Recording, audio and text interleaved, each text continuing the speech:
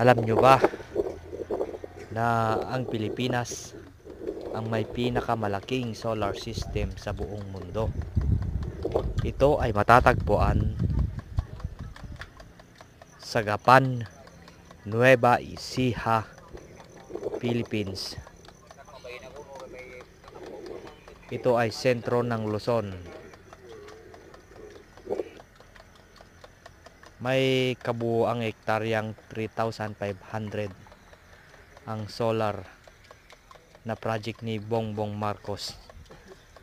Dahil sa kanyang project, maraming nagkaroon ng trabaho na tao at natulungan ang kanilang mga pamilya.